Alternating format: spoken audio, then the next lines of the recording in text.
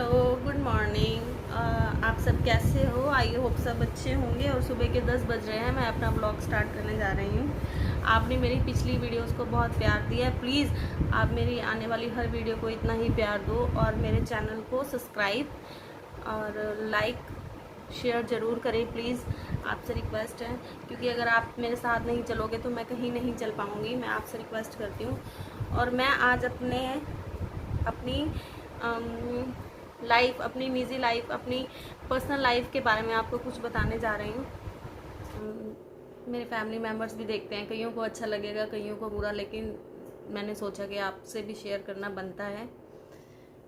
मेरी जो शादी है, मेरी मतलब मर्जी क्या, मेरी फैमिली ने करवाई। मेरे को गांव में आना बिल्कुल पसंद नहीं था।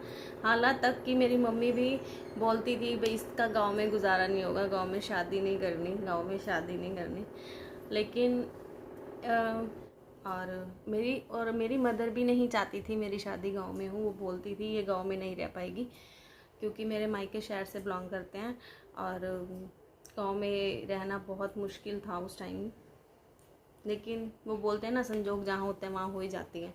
मेरी मम्मी तो मेरे एंड तक मना करती रही कि ये इसकी शादी गांव में नहीं करनी, इसकी शादी गांव में नहीं करनी। और एंगेजमेंट के 2 साल बाद, मतलब 2 साल रहे हैं एंगेजमेंट के बाद, हम 2 साल बाद हमारी शादी हुई है। तो मेरे को भी था नहीं, मैंने गांव में नहीं करनी। लेकिन वो कहते हैं ना, ब्रदर था, ब्रदर बोलता नहीं नहीं कुछ नहीं है, कर दो। ब्रदर की मर्जी से ये मेरी शादी हुई है। ब्रदर ने बोला और मैंने करी और मैं यहाँ पे आई। लेकिन ये बहुत मुश्किल आई मुझे स्टार्टिंग में। यहाँ लाइट नहीं थी, पानी भी मेरे आने पे ही आया। यहाँ कनेक्शन जो था, लाइट का बहुत प्रॉब्लम थी। एक दिन लाइट आती थी, एक दिन नहीं आती थी। कभी छत पे जाना, कभी मतलब पूरा एक दिन का पूरा कट लगता था। और जिस दिन आती थी उस दिन भी फेस उठ जाते थे। मतलब बहुत मुश्किल रहा यहाँ रहना।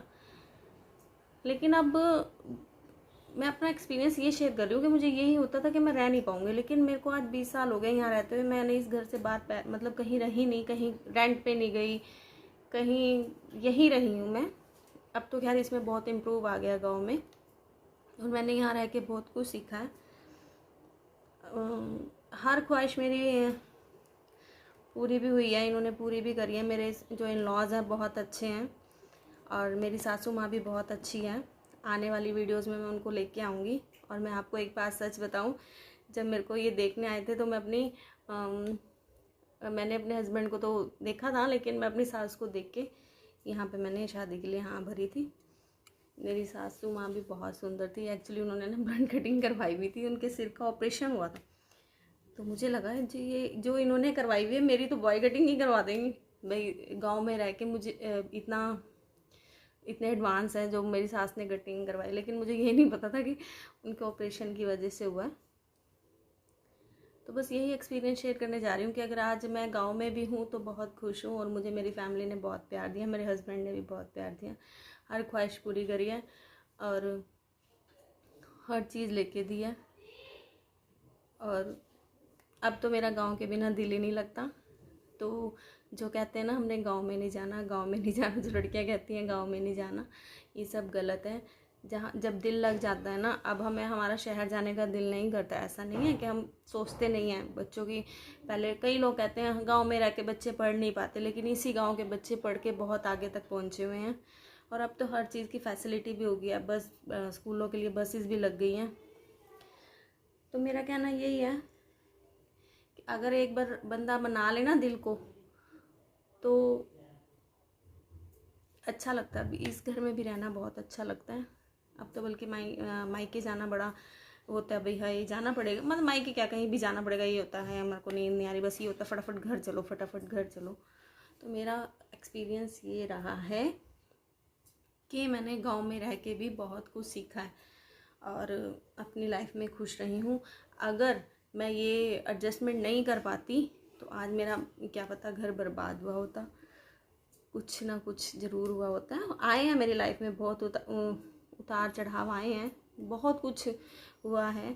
ज़रूर मैं धीरे धीरे आपके साथ सब शेयर करूँगी, अगर आप मेरा साथ देते रहें।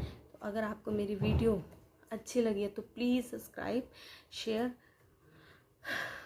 थक गई मैं तो प्लीज़ चैनल को सब्सक्राइब शेयर और लाइक ज़रूर करें। और आने वाली वीडियोस में मैं आपके साथ कुछ ना कुछ अपनी लाइफ से जुड़ी बातें ज़रूर शेयर करती रहूँगी। प्लीज़ आपसे यही रिक्वेस्ट है कि आप मेरे साथ जुड़े रहें। Thank you, bye.